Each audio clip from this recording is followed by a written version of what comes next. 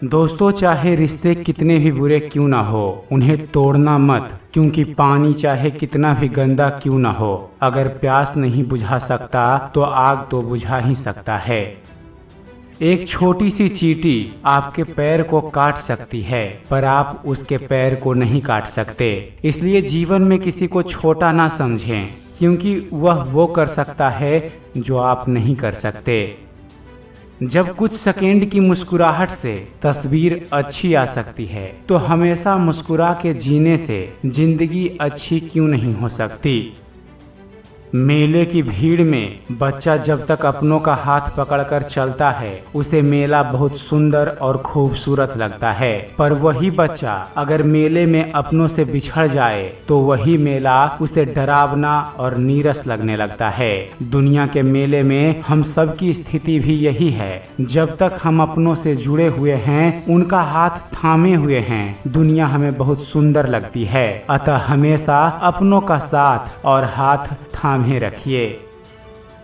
दोस्तों, राजा दशरथ जब अपने चारों बेटों की बारात लेकर राजा जनक के द्वार पर पहुंचे, तो राजा जनक ने सम्मान पूर्वक बारात का स्वागत किया। तभी दशरथ जी ने आगे बढ़कर राजा जनक जी के पैर छू लिए। चौंक कर जनक जी ने राजा दशरथ को थाम लिया और कहा, महाराज, आप बड़े हैं, बरपछ वाले हैं, ये उल्टी गंगा कैसे बहा रहे हैं। इस पर राजा दशरथ जी ने बड़ी ही सुंदर बात कही। राजा दशरथ ने कहा कि महाराज, आप दाता हैं, कन्यादान कर रहे हैं, मैं तो याचक हूँ, आपके द्वारा कन्या लेने आया हूँ। अब आप ही बताइए, दाता और याचक में कौन बड़ा है। यह सुनकर जनक जी के नेत्रों से अश्रुधार बह निकली। भाग्यशाली हैं वो जिनके घर होती है बेटियां।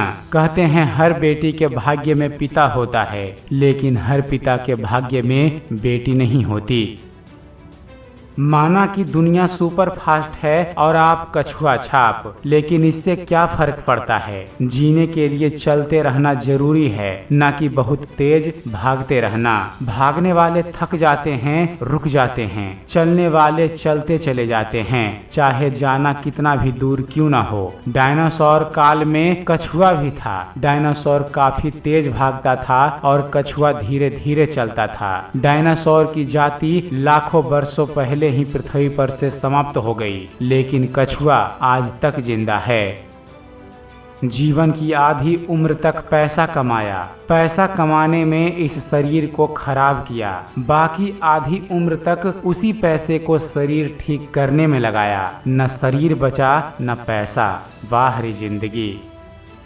शमशान के बाहर बड़ी ही सुंदर पंक्तियां लिखी थी कि मंजिल तो तेरी यही थी, बस जिंदगी गुजर गई तेरी यहाँ आते आते। क्या मिला तुझे इस दुनिया से, अपनों ने ही जला दिया तुझे जाते जाते। दौलत की भूख ऐसी लगी कि कमाने निकल गए। जब दौलत मिली तो हाथ से रिश्ते निकल गए। बच्चों के साथ रहने की फुर्सत न मिल सकी, फुर्सत मिली तो बच्चे कमाने निकल गए। वाह रे जिंदगी।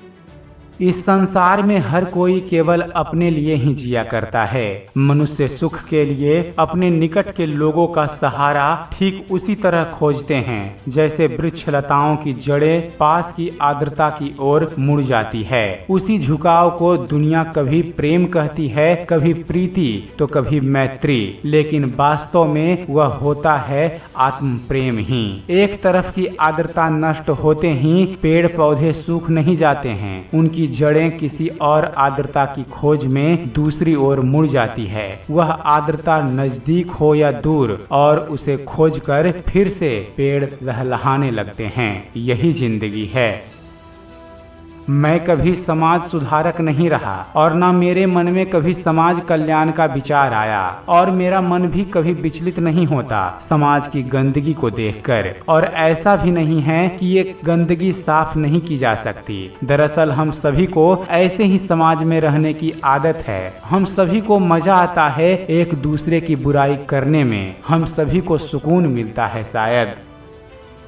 रामायण में रावण ने माता सीता का हरण किया था। उसने सीता को लंका की अशोक वाटिका में बंधक बनाकर रखा था। रावण के इस अधर्म की वजह से ही प्रभु श्री राम ने उसके पूरे कुल को नष्ट कर दिया। रामायण का यही संदेश है कि जो लोग महिलाओं का अपमान करते हैं वो बर्बाद हो जाते हैं। इसलिए महिलाओं का हमेशा सम्मान करें। रावण ब्राह्मण होकर भी असुर बन गया और सबरी दलित होकर भी देवी बन गई। इससे यह सिद्ध होता है कि आपकी नियति सिर्फ आपके कर्मों से तय की जाती है, जन्म और जाति से नहीं।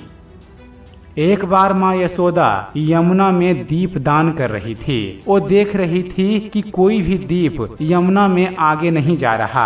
माँ यशोदा ने ध्यान से देखा तो कान्हा जी एक लकड़ी लेकर जल से सारे दीप बाहर निकाल रहे थे। जब मैया पूछती हैं कि लल्ला तुम ये क्या कर रहे हो, तब कान्हा कहते हैं मैया इन दीप को डूबने से मैं बचा रहा हूँ। ये सुनकर मैया हंसी और बोली तू किस किस को बचाएगा रे। ये सुनकर कान्हा जी ने बहुत सुंदर जवाब दिया। कन्हैया ने कहा माँ मैंने सबको ठेको थोड़े ना ले रखो है, जो मेरी ओर आएंगे उनको मैं बचाऊंगा। इसलिए हमेशा भगवान से संपर्क में रहें, उनसे जुड़े रहें और जिंदगी में हमेशा बारंबार बोलते रहिए जय श्री कृष्ण, जय श्री राधे।